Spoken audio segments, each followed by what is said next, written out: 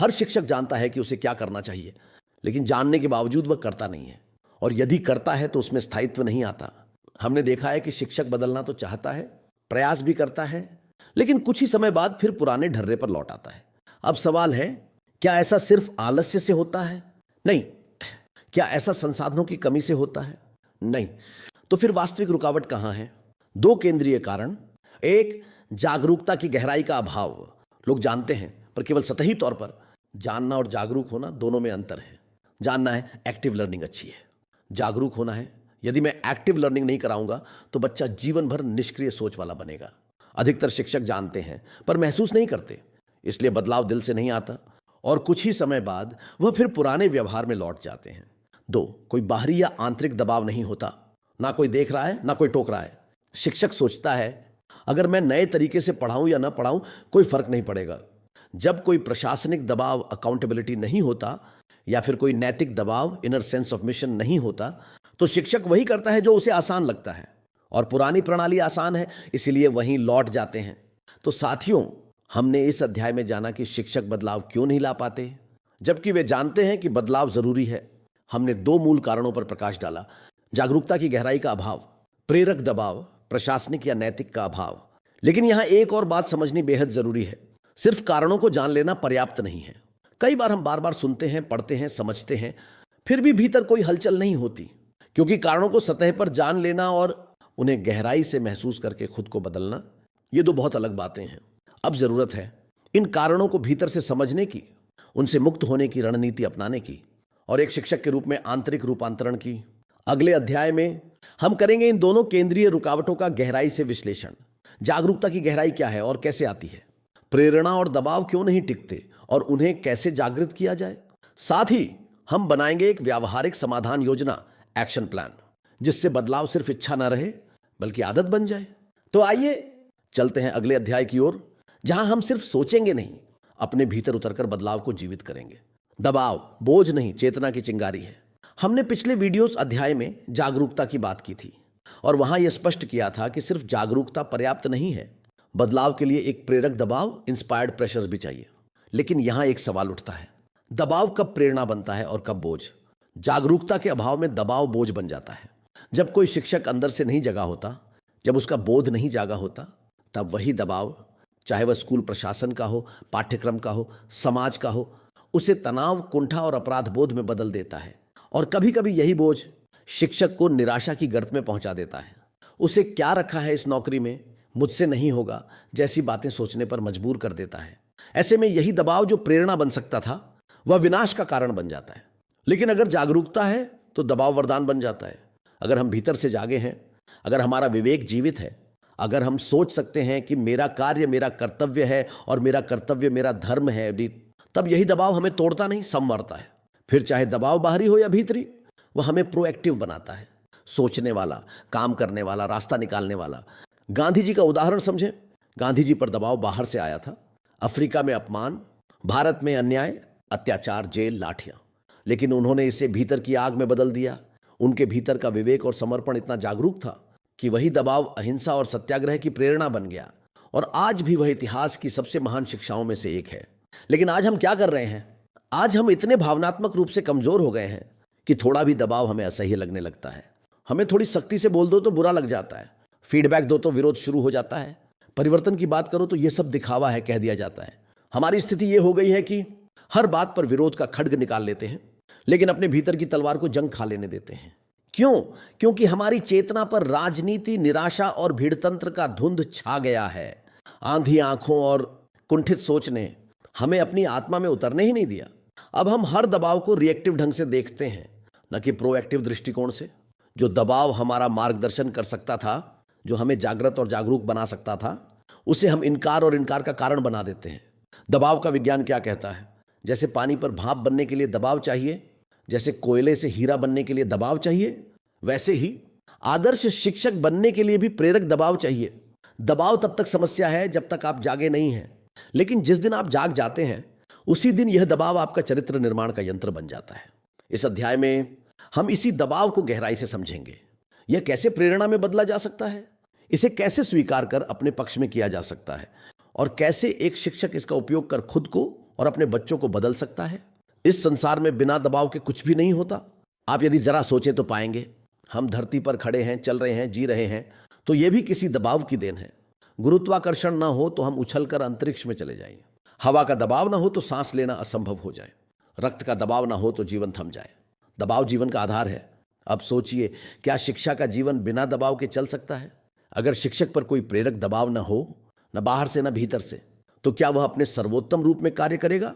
शायद नहीं। हम में से बहुत से शिक्षक समझते हैं कि क्या करना चाहिए, लेकिन जब तक कोई दबाव हमें हलचल में ना डाले, हम पुरानी आदतों में फंसे रहते हैं। तो प्रेरक दबाव क्या होता है? प्रेरक दबाव दो प्रकार का होता है। एक, बाहरी दबाव, एक्सटर्नल प्रेशर, जैसे स्कूल निरीक्षण, प्रिंसिपल की निगरानी, समयबद्ध रिपोर्टिंग, टेस्ट, पीटीए, सामाजिक अपेक्षाएं। ये दबाव आपको कुछ करना तो सिखाते हैं, लेकिन यह बदलाव टिकता नहीं जब तक वह भीतर से ना उपजे। दो, आंतरिक दबाव, मॉरल प्रेशर, इनर फायर, जब आप खुद से कहने लगते हैं, मैं क्यों पढ़ा रहा हूं? क्या मैं सिर्फ पैसे के लिए शिक्षक हूं? क्या मेरे बच्चों का भविष्य मेरी मेहनत पर निर्भर है?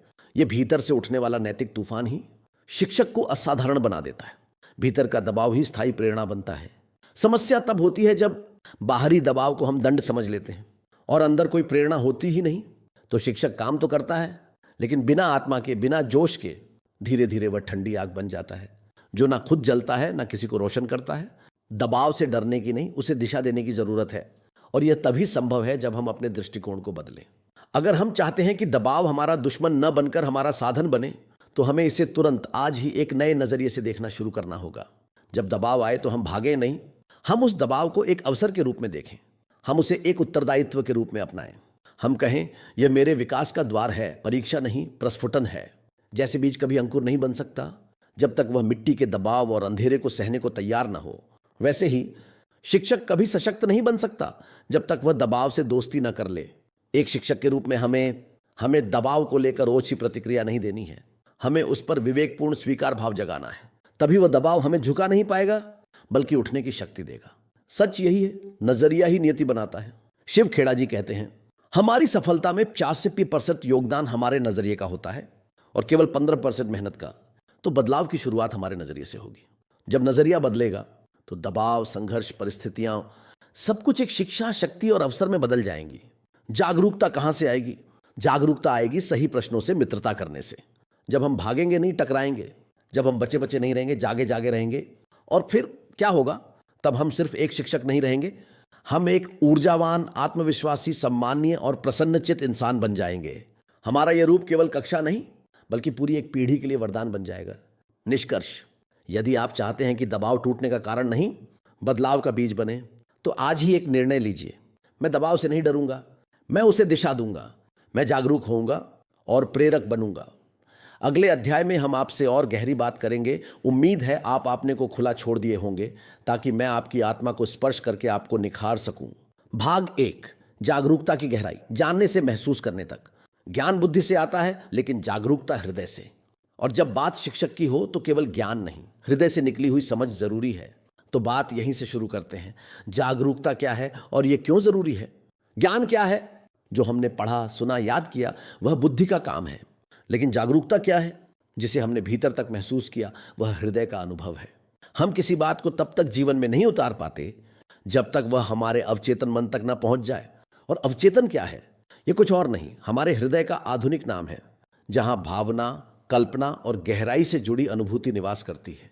जब बात हमारे भीतर टिक जाती है, जब हम किसी बात पर गहराई से विचार करते हैं, उसका ध्यानपूर्वक निरीक्षण करते हैं, उसे जीवन के संदर्भों से जोड़ते हैं, तो वह बात हमारे अवचेतन में प्रवेश करती है और वहीं से वह हमारी आदत बनती है, कर्म बनती है। लेकिन यह प्रवेश तब तक नहीं होता जब तक उसकी जरूरत हमारे भीतर प्रबल और स्पष्ट न हो जाए। हम कब जागते हैं? हम तभी जागते हैं जब घर में धुआं उठने लगे, या फिर कोई कहे आग लग गई है। तब हम सचमुच उठ खड़े होते हैं, भागते हैं, जागते हैं। लेकिन अगर वह आग दिखे ही नहीं, तो हम बैठे बैठे सांसों में झर भरते रहते हैं, सोचते हुए कि सब ठीक है। हमारी समस्या यह नहीं है कि हम जागना नहीं चाहते, हमारी समस्या यह है कि हमें खतरा दिखाई ही नहीं देता। हम मक्खी निगलने से डरते हैं, लेकिन अगर मक्खी दिखाई ही ना दे तो हम उसे निगल भी जाते हैं और जान भी नहीं पाते। यही हमारे शिक्षकीय जीवन की सबसे बड़ी त्रासदी है। तो समाधान क्या है? एक, जरूरत की तीव्रता को जगाइए। अगर हमें वास्तव में यह समझ में आ जाए कि मेरी एक गलती से किसी बच्चे का आत्मविश्वास मर सकता है, मेरे आलस्य से किसी का भविष्य गुम हो सकता है, तो हम बदलने को मजबूर नहीं होंगे, हम बदलने को आतुर होंगे। 2, गहन चिंतन की आदत डालिए। हर दिन 5 मिनट मौन में खुद से पूछिए, क्या आज मेरी वजह से कोई बच्चा नया सोच सका? क्या मैं खुद उस शिक्षक की तरह हूं जैसा मैं अपने बच्चे के लिए चाहता हूं? यह प्रश्न आपको हिला देगा, यह आपको अंदर से जगा देगा। 3, एक मिशन मोड जगा दीजिए। जब तक भीतर एक मिशन की आग न जले, तब तक शिक्षा केवल ड्यूटी बनकर रह जाती है। हमें चाहिए एक ऐसा मिशन जो हमें झकझोर दे, जो हमें परेशान करे, जो हमें नींद में भी चैन न लेने दे, जो कहे, अरे शिक्षक, तुम सिर्फ किताब नहीं पढ़ा रहे, तुम पीढ़ी गढ़ रहे हो। एक डॉक्टर जानता है कि उसका मरीज मर सकता है, वह आईसीयू में खड़ा रहता है, रात भर जागता है, क्योंकि उसे पता है अगर मैंने थोड़ी भी लापरवाही की तो एक जीवन चला जाएगा। इसलिए वह हर रिपोर्ट को बार बार देखता है, हर निर्णय को सतर्कता से लेता है और जरूरत पड़े तो खुद की जान की परवाह भी छोड़ देता है। एक वकील जानता है कि अगर वह केस हार गया तो उसका मुवक्किल जेल चला जाएगा, बदनाम हो जाएगा, बिखर जाएगा। इसलिए वह तर्क, प्रमाण, कानून की हर धारा को पूरी ताकत और गहराई से पेश करता है। वो 2 बजे रात को भी फाइल पढ़ता है, 5 बार अदालत की तारीख टालकर भी हार नहीं मानता, क्योंकि उसे असर का बोध है। एक खिलाड़ी जानता है कि अगर उसने मैच में एक गलती की तो उसकी टीम हार जाएगी, देश का सिर झुक जाएगा। इसलिए वह मैदान में पूरा समर्पण करता है, पसीना, दर्द, चोट सब सहकर भी खेलता है, क्योंकि उसे परिणाम की गहराई पता है। एक फौजी जानता है कि उसकी एक गलती से देश पर हमला हो सकता है, इसलिए वह सीमा पर अपनी जान हथेली पर लेकर खड़ा रहता है। सर्दी, गर्मी, आंधी तूफान हो, उसका समर्पण कभी कम नहीं होता। एक मां जानती है कि अगर उसने अपने बच्चे का ध्यान नहीं रखा तो वह बीमार हो सकता है, भटक सकता है। इसलिए वह दिन रात लगी रहती है, न थकती है न उकताती है, क्योंकि वह प्रेम और परिणाम की पराकाष्ठा जानती है।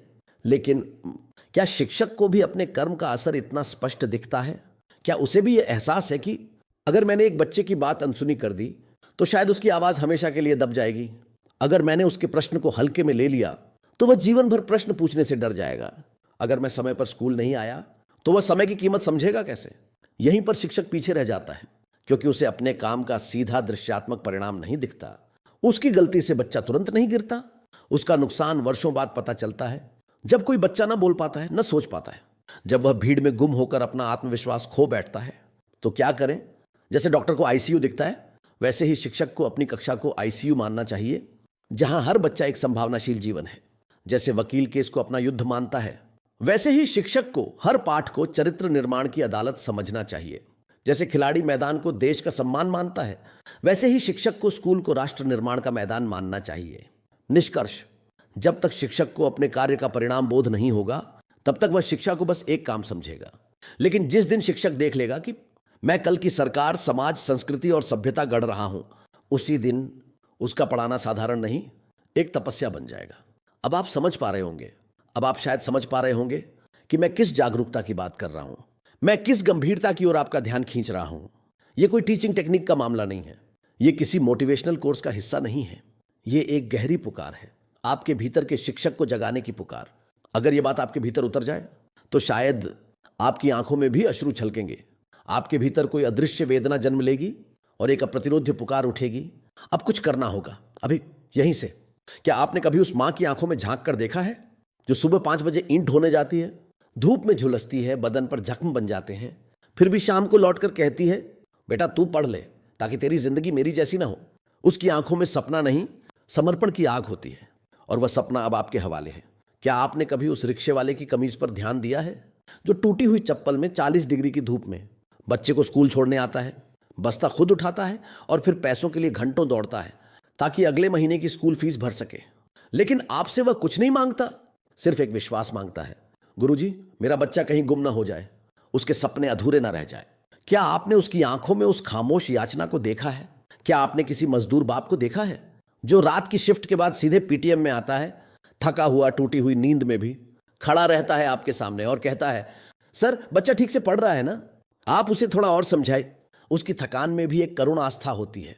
और क्या आपने कभी किसी मां को देखा है जो खुद कभी स्कूल नहीं जा सकी, लेकिन अपने बच्चे की नोटबुक में आपके हस्ताक्षर रोज ढूंढती है? आज सर ने कुछ लिखा क्या? अच्छा लिखा ना। उसे स्कूल का माहौल नहीं पता, लेकिन उसका दिल कहता है अगर मेरी बेटी पढ़ गई तो उसका नसीब बदल जाएगा। आपसे कोई चमत्कार नहीं मांग रहा, ये सब लोग आपसे कोई जादू नहीं मांग रहे, वे बस इतना चाहते हैं कि आप उनकी उम्मीद पर खरे उतरें। लेकिन क्या आप सचमुच उस गहराई से अपने काम को देख पा रहे हैं? यदि आपने एक बार देख लिया, यदि आपने एक बार किसी ऐसे बच्चे की आंखों में झांक लिया जो चुप है लेकिन भीतर बहुत कुछ कहना चाहता है, तो फिर आपको मेरी या किसी कोर्स की जरूरत नहीं पड़ेगी। फिर आप खुद ही एक जलती हुई मशाल बन जाएंगे। फिर आपके भीतर का शिक्षक सोया नहीं रह सकेगा।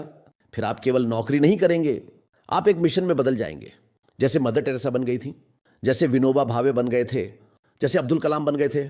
आप में वो चिंगारी है, आप में वो चिंगारी है जो पूरे गांव, पूरे समाज और आने वाली पीढ़ियों को प्रकाशमान कर सकती है। बस जरूरत है एक बार उसे महसूस करने की। जागरूकता कोई जानकारी नहीं है, जागरूकता कोई कोर्स या सेमिनार से नहीं आती। जागरूकता वह आग है जो तब जन्म लेती है जब आप खुद से ऐसे सवाल पूछते हैं जो आपको चैन से सोने नहीं देते। जागरूकता ज्वलंत प्रश्नों से टकराने का परिणाम है। जब आप अपनी ही कक्षा में खड़े होकर पूछते हैं, क्या मैं वाकई समाज को बदल रहा हूं? क्या मेरी उपस्थिति से किसी बच्चे का भविष्य उज्जवल हो रहा है, या मैं सिर्फ उपस्थिति रजिस्टर में हस्ताक्षर कर रहा हूं? तो वो सवाल आपके हृदय पर प्रहार करते हैं। लेकिन दुख की बात यह है, हमारा हृदय आज इस हद तक मर चुका है कि उन प्रश्नों की तलवार की धार तो झेल लेता है, लेकिन उसमें से प्रेम की गंगा नहीं फूटती। हम सवालों के उत्तर नहीं ढूंढते, हम सवालों से बचने लगे हैं। हम रजिस्टर भरते हैं, पाठ पढ़ाते हैं, पर आत्मा सोई रहती है। और जब तक आप जागने को तैयार नहीं, तब तक आपको कोई जगा नहीं सकता।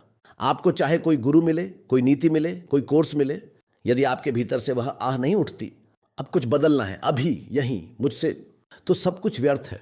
और जब तक आप जाग नहीं जाते, तब तक आपकी गरीबी, आपकी पीड़ा, संताप और निराशा कोई मिटा नहीं सकता। कोई सरकार, कोई योजना, कोई किताब आपका भाग्य नहीं बदल सकती। आपको खुद को बदलना होगा। बुझे शिक्षक होने से अच्छा है कि हम तूफान बन जाएं।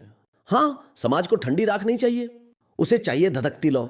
बच्चों को चाहिए एक जीवित शिक्षक जो हर सवाल को, हर डर को, हर अंधकार को अपनी जागृत चेतना से जला दे। इस समय को फॉर्म भरने वाले शिक्षक नहीं, चरित्र गढ़ने वाले शिक्षक चाहिए। तो उठिए, जागे और वह तूफान बनिए, क्योंकि आप सिर्फ एक शिक्षक नहीं हैं, आप आग हैं, रोशनी हैं, परिवर्तन है। और जब आप जलते हैं तो आपके आसपास की हर आत्मा रोशन होती है। इस अध्याय की अंतिम पंक्तियां बदलाव के लिए बस इतना ही काफी है कि आप आज अपने भीतर से यह कहें, मैं अब बुझे नहीं रहूंगा, मैं अब एक तूफान बनूंगा। आइए चलते हैं अगले अध्याय में और बात करते हैं कैसे दबाव हमारे ऊपर काम करता है और यह कितना जरूरी है।